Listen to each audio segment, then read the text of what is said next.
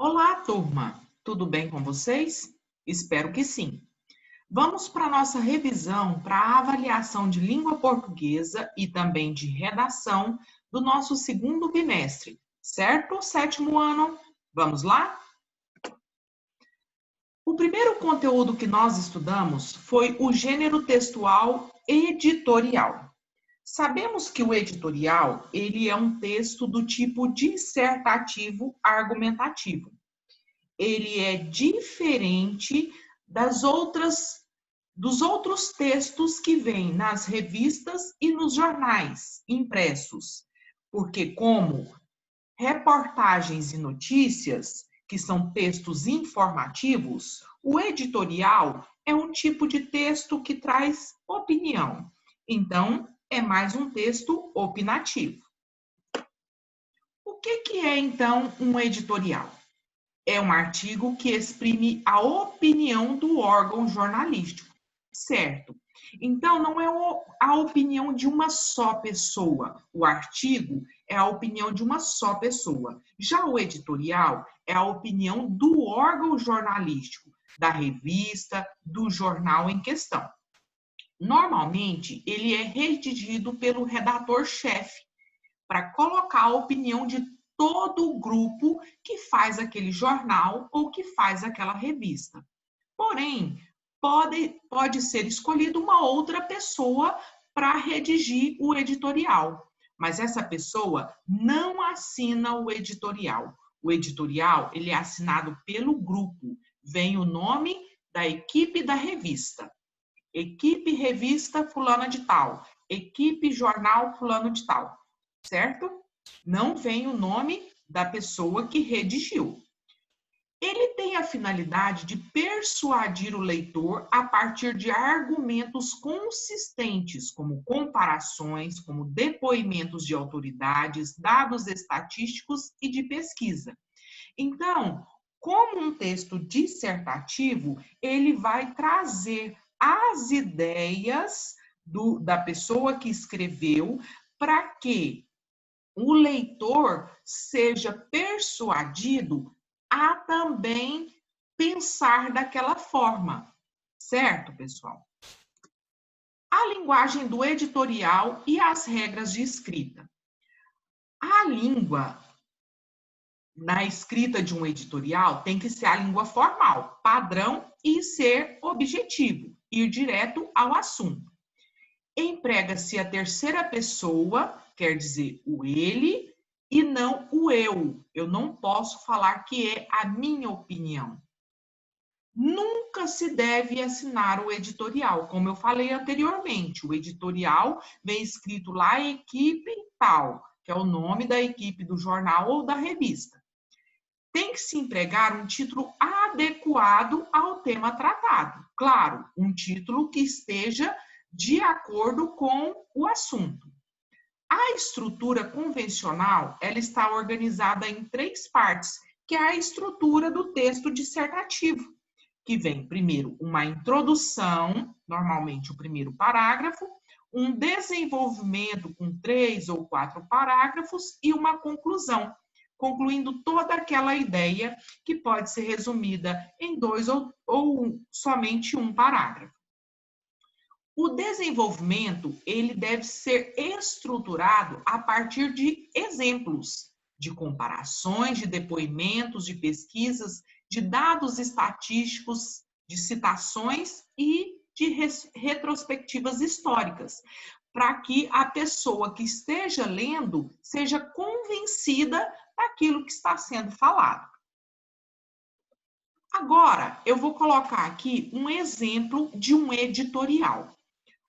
Os editoriais, eles vêm no início do caderno, né? Vamos supor, de um jornal. Vem um editorial no início do caderno esportivo. Vem um editorial no início do caderno de economia, né? Vem um editorial no início de um caderno de política. Então, esse editorial que eu vou ler para vocês veio no início de um caderno de economia. Aqui eu vou dividir em cada slide a introdução, o desenvolvimento e a conclusão. nós temos aqui, de início, o título Protestos no Brasil e a Crise Econômica.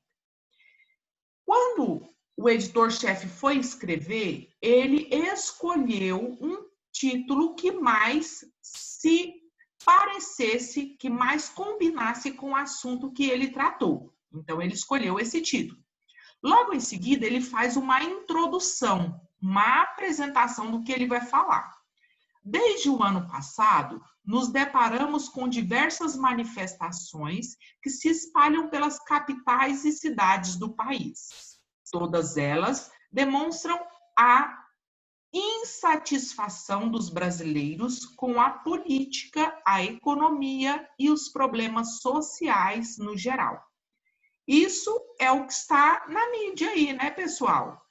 Insatisfação com a economia, com a política, mas isso desde muito tempo, desde anos anteriores. Esse texto, ele não é um texto atual, ele é um texto de 2 anos atrás, mas parece ser bem atual, né?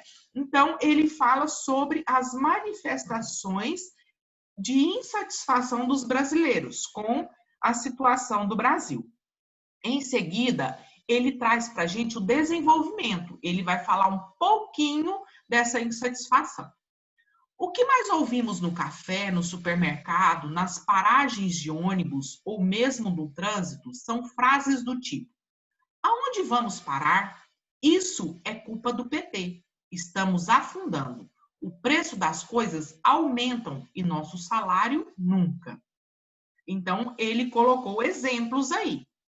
Essas frases, proferidas pelos mais diversos tipos de brasileiros, nos indicam que a insatisfação e a crise econômica cresce cada vez mais no país. E os que têm possibilidades, mínima parcela, quer dizer, os mais ricos, né, estão deixando o Brasil para terem vidas melhores longe da nação verde e amarelo. Quer dizer que aí ele já faz uma referência das pessoas que vão embora do Brasil, né? Principalmente os mais ricos, que têm casa no exterior, né? Artistas, políticos, né? Mas será que essa é a solução? Vale ressaltar que muitos dos que deixam o país têm conhecimentos superficiais sobre a política e a economia, e na maioria das vezes são os mais preconceituosos com os nortistas e com os nordestinos. Quer dizer que essa população que está indo embora são as pessoas que mais têm preconceito, né? Por isso que eles não querem viver no Brasil, mas deixando de lado o país em que nasceram, né? Aí ele começa uma conclusão. E ele fecha essa conclusão no último parágrafo. Vamos lá? Sabemos que a chave para a solução dos problemas instaurados no país, de ordem social, política e econômica, tem somente uma alternativa: o investimento em políticas públicas voltadas para o desenvolvimento educativo no país, sobretudo da implementação de disciplinas que abordem as questões sobre diversidade, pluralidade e gênero. Então, ele começa a dar uma solução, que é o que a gente faz lá na conclusão, né? O que se deve fazer para melhorar o país, né? Mas isso é somente a ponta do iceberg. Quer dizer que isso é só o começo. Ou seja, a solução não é deixar o país, mas lutar para a melhoria do nosso Brasil, que se deparou com o iceberg e quer mudar o curso. Aí o problema, mas nós temos que mudar. A frase "salve-se quem puder" deve ser mudada para "salvemos o nosso país todos juntos". Então é a conclusão dele, que todos devem se unir para salvar o Brasil e não fugir do problema. Nós temos um problema, muitas pessoas fogem do problema, mas a solução seria juntarmos e resolvermos o problema. Aí aqui no final, a assinatura é da Equipe Folhetim de Minas. Quer dizer que é um jornal, Folhetim de Minas, então coloca-se o nome da equipe e não o nome de uma pessoa só. Então, o editorial, ele nunca deve ser assinado pela pessoa, né, que o escreveu. Até aí, nós falamos de um texto, que é um texto de opinião, que é o editorial. Ele vem no início dos cadernos, dos jornais, das revistas, cadernos políticos, cadernos de economia, cadernos de esporte, e, enfim, eles trazem para a gente essa opinião do grupo, a opinião da equipe daquele jornal, falando sobre o todo que vai ser mostrado naquele caderno. Por exemplo, nesse caderno do Folhetim de Minas, veio esse editorial falando sobre os problemas políticos e econômicos do Brasil, que o Brasil vem enfrentando, certo? Então, no caderno a seguir, vai vir várias reportagens e notícias relacionadas a esse problema. Em seguida, nós trabalhamos com os advérbios. Estão lembrados das atividades e das explicações? Vamos lá? Os advérbios são palavras que modificam os verbos, os adjetivos, outros advérbios e até as frases. Por exemplo, o cavalo corre bem. O trem parou longe. Eu posso falar somente que o cavalo corre, não é?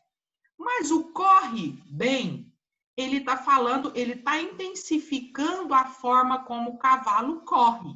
O verbo, ao invés dele só correr, ele corre bem. Então, ele modificou aí o verbo.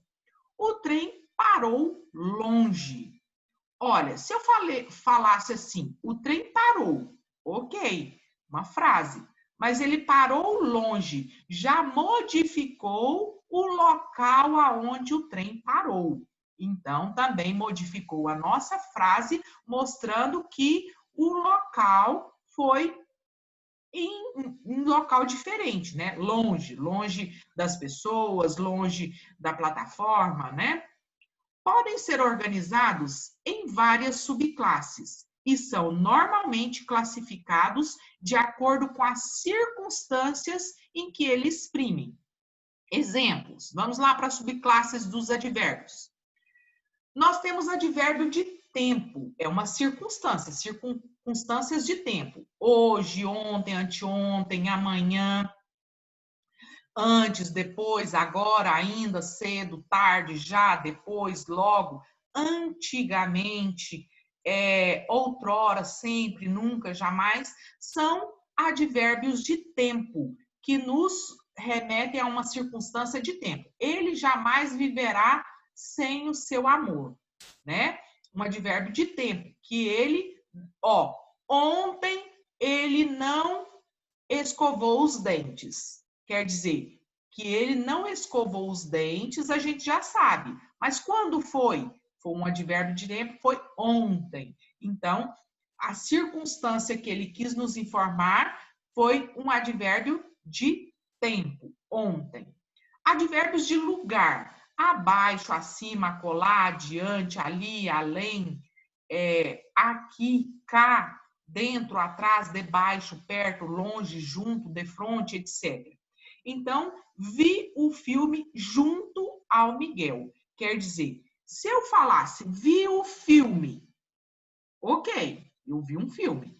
Mas eu coloquei a circunstância que eu vi ele junto ao Miguel, né? É o local, né? O lugar aonde eu vi esse filme. Por exemplo, coloquei a pasta dentro do carro, né? Aonde? Qual foi o lugar que eu coloquei a pasta? Então, dentro. São advérbios de lugar. Agora, o advérbio de modo. Bem, mal, assim, depressa, devagar, sobretudo. Esses advérbios, normalmente, eles são terminados em mente. Felizmente, tranquilamente, né? Preciso sair daqui rapidamente. Olha, se eu falasse, preciso sair daqui, vocês vão compreender. Mas se eu falar, preciso sair daqui rapidamente, vocês vão compreender que o modo que eu preciso sair é um modo mais rápido, né? Ou eu posso colocar também, preciso sair daqui lentamente. Aí vocês vão compreender que o modo que eu quero sair é devagar, muito lento, né? Agora, os advérbios de afirmação. Sim, certamente, efetivamente, de certo, realmente. Eu posso colocar, é difícil encontrá-lo. Mas eu também posso afirmar o que eu acabei de falar, colocando a palavra realmente é difícil encontrá-lo. Quer dizer que eu estou afirmando ainda mais que é difícil encontrá-lo. Eu posso colocar efetivamente é difícil encontrá-lo. Estou afirmando ainda mais que é difícil encontrá-lo, tá? Agora o advérbio de negação, não, né? Não posso dizer isso. Quer dizer que eu estou negando. Não fui ao shopping. Agora, se eu tirar o não e colocar fui ao shopping, eu afirmei, né? O não, então, ele é um advérbio que nega, que exclui tudo aquilo que poderia ser afirmativo. Os advérbios de quantidade ou intensidade. Bastante, muito, pouco, bem, tanto, tão, quanto, demais, mais, menos, quase. Tu és bem bonita. Agora, se eu colocasse, ó, tu és bonita. Falei que ela é bonita e pronto. Agora, se eu quero intensificar o quanto ela é bonita, eu posso colocar, tu és muito bonita. Tu és bem bonita. Tu és tão bonita, né? Que eu vou intensificar para mais ou para menos, né? Eu vou colocar uma quantidade maior ou uma quantidade menor.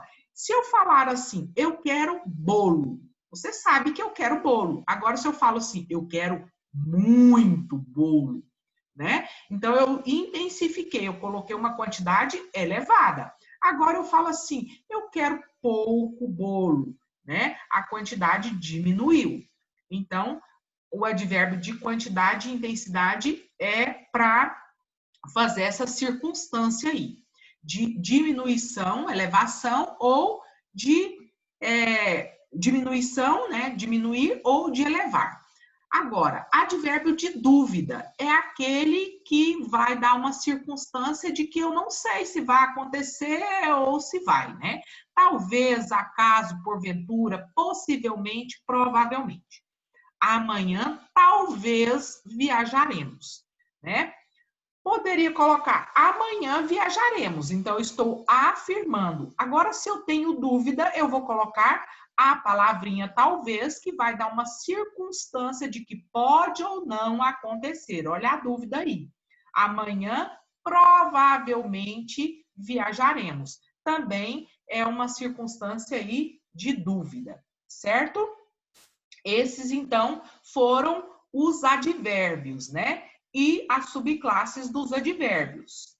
Agora nós vamos falar um pouquinho sobre a locução adverbial. Nós sabemos que para ter uma locução, eu vou ter duas ou mais palavras. Eu posso ter uma locução verbal, eu posso ter uma locução adjetiva, né? Agora, nós vamos trabalhar a locução adverbial. O que quer dizer isso? É um conjunto de duas ou mais palavras que vai ter a mesma função do advérbio. Ele vai criar uma circunstância que vai mudar o verbo, vai mudar o advérbio, vai mudar o adjetivo ou vai mudar toda a frase. Vamos lá. Normalmente, ela é formada por uma preposição e um nome, que é o substantivo, né? Por uma preposição e um adjetivo, por uma preposição e um advérbio. Tal como acontece com os advérbios, as locuções adverbiais também se inserem em diferentes subclasses. Vamos ver as subclasses das locuções adverbiais e os exemplos. Vamos lá. Locuções adverbiais de tempo. Então, eu tenho à noite O a é o quê? É uma preposição. E noite é um nome. Então, tempo. Fui à sua casa à noite. O à noite são duas palavrinhas que estão fazendo a mesma tarefinha do advérbio, mas são duas palavrinhas, então é uma locução adverbial. Fui à sua casa de manhã. Fui à sua casa à tarde. Vou à sua casa de vez em quando. Então, usei aí já 4 palavrinhas, né, que me indicaram uma circunstância de tempo. Agora, as locuções adverbiais de lugar.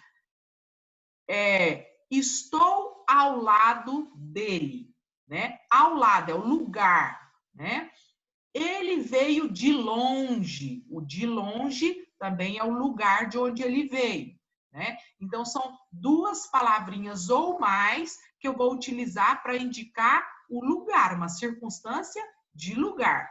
Ele está aqui por perto. O por perto, né? Então, nós temos aí as locuções adverbiais de lugar. Ao lado, de longe, perto, por ali, por aqui, por perto, à direita, à esquerda, de cima, abaixo, né? E entre outras. Agora, locuções adverbiais de modo, né? Vou indicar o modo como eu vou fazer aquela ação. À pressa, à vontade, em silêncio, de cor, em vão, ao acaso, a custo. Ó, os alunos ficaram em silêncio. Então, eles poderiam ficar conversando, mas eles ficaram em silêncio. Foi o modo que eles ficaram. Eu comi à vontade. Eu posso falar, eu comi. Agora, eu comi à vontade. Quer dizer que eu comi o tanto que eu quis, né? Então, foi o modo como foi que comi. Ok. Agora, locução adverbial de afirmação. Com certeza, sem dúvida, vou à sua casa. É uma coisa. Agora, vou à sua casa com certeza. Então, eu tenho certeza, eu afirmei que realmente eu vou à sua casa, usando duas palavrinhas, o com e o certeza, né? Juntando as duas, nós temos uma locução adverbial, no caso de afirmação. Agora, locuções adverbiais de negação, de modo nenhum, de forma alguma, e entre outras. Por exemplo, não vou à sua casa de forma alguma. Quer dizer, eu neguei, não vou à sua casa, né? Fiz o quê? O uso de 3 palavrinhas para negar. Então, usei uma locução adverbial de negação. Agora, nós temos aqui as locuções adverbiais de quantidade ou intensidade, né? De pouco, de todo, né?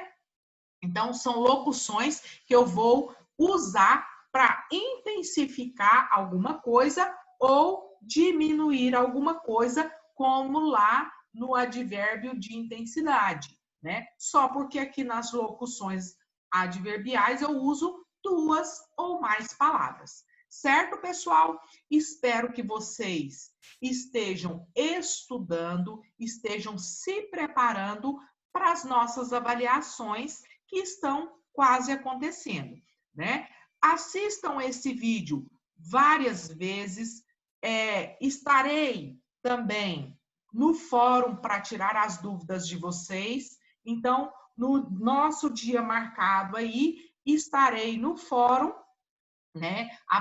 Logo em seguida que vocês assistirem a esse vídeo, vocês podem acessar o fórum no turno vespertino, que eu vou estar orientando e ajudando vocês da melhor forma possível para que todos façam uma boa avaliação, todos tenham uma boa compreensão e se saiam muito bem. Certo, pessoal? Então, até mais. Um grande abraço a todos vocês. Tchau, tchau!